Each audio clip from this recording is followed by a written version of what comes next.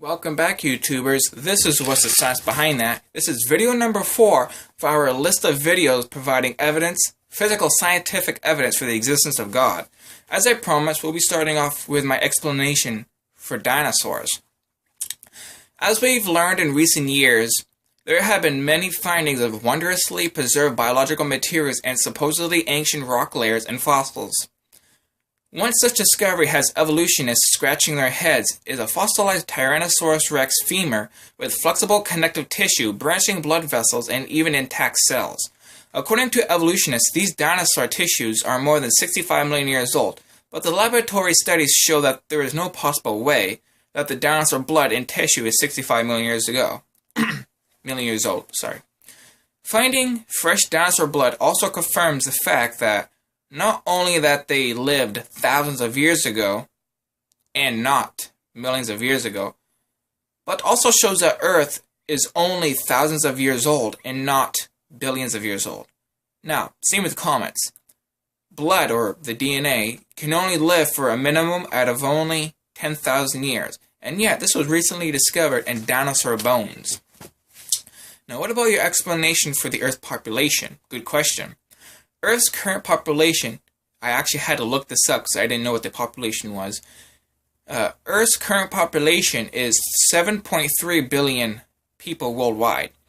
So how long would it take you to go from 2 humans, Adam and Eve, up to 7.3 billion humans? It actually wouldn't take very long, believe it or not. In recent history, the yearly growth rate average hit its highest mark in 1963 with a growth rate of 2.19%. The world's population is currently growing at around 1.14% per year. Now, by using a 2% growth rate from 2 humans to 7.3 billion humans, it actually wouldn't take very long. The answer is that it would only take about 1,100 years. Since evolutionists believe that we've been on Earth significantly longer than 1,100 years, so why don't we actually have a dramatically higher number of people on Earth? So, is the Earth really an accident? Or was it designed by God?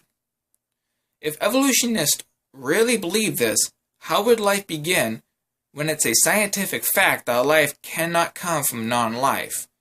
All living things on Earth is made up of cells. So what are the chances that even the first cell could have accidentally formed? Now, about 150 years ago, possibly more, Charles Darwin was alive. The cell was considered to be, by him, to be something like a simple, unsophisticated, microscopic blob of jello. As a result of recent discoveries, however, we now know just how amazingly complex these extraordinarily small cells are. The adult human body contains 100 trillion cells of various sizes. Only 10,000 average-sized human cells could fit on the head of a pin. Every single cell contains information equivalent to about 4,000 books. And the information for all the cells in one adult, in book form that is, would completely fill the Grand Canyon more than 75 times. The cell is similar to a supercomputer, but macroscopic in size. The cell could also be viewed by an amazingly miniature city. With an elaborate network of connected assembly lines, with numerous molecular proteins, machines carrying out different tasks which make the cell work. For example, in the cell there are little molecular trucks that travel over microscopic highway-like structures, carrying materials around the cell. One example of a molecular machine in the cell is known as the flagellar motor. That has some bacteria used to swim with. The flagellar motor is a molecular rotary motor that has a whip-like tail and can operate at up to 100,000 revolutions per minute. The flagellar motor is 1/100,000th of an inch long. Now, 8 million of these tiny flagellar motors could fit inside of the cross-section of a human hair. The flagellar motor is made up of 30 different protein parts and looks like it was designed by an engineer.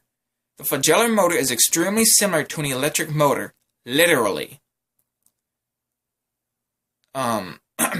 Rotating forwards and backwards, the flagellar motor drives a bacterium through extremely sticky, liquidy conditions. Its top swimming speed is estimated to be the same as a human swimming at 60 miles per hour.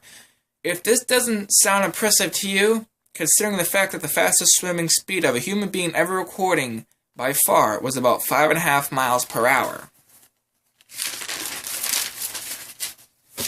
Thus, the bacteria using the flagellar motor can move about 11 times faster. All 30 parts are essential. If you remove one of the parts, it will not work at all, and the bacterium will die. The flagellar motor is similar to a mousetrap. If a mousetrap works, for it to work, you need all of the different parts. If you remove but one of the parts of the trap will not work at all. The construction process also requires instruction, translation, and feedback within the cell at both the beginning and the end of the process. If all of this doesn't happen, these amazingly tiny machines will not be built or assembled correctly. But how would these numerous microscopic machines know where to go and how to build these things correctly in an evolutionary system? They wouldn't because, well, it's impossible in an evolutionary sense. These facts refute and eliminate Darwinian evolution, in my opinion, which is not the actual definition, but in my definition of it, is blind, undirected process, and without either plan or purpose. Cells are mostly made up of proteins. A typical cell uses thousands of different kinds of proteins to get even the most simplest cell would take at least 600 different protein molecules. Proteins are made up of amino acids. A single functioning protein is typically made up of a chain of between 50 to 1,000 amino acids. Some proteins require a chain of thousands of properly sequenced amino acids. Every time a new amino acid is joined to a chain, it must form a chemical bond called the peptide bond in order to successfully join with the other amino acids in the chain. Right and left-handed chains work the same, but only left-handed amino acids can be selected for use in a chain to make a protein. Evolutionists have absolutely no explanation whatsoever or any idea as to why the proteins only use left-handed amino acids. The amino acids are placed in the exact right order because of a molecule in the cell which we all know as deoxyribonucleic acid, aka DNA. DNA could be described as a master blueprint, information code, or a special language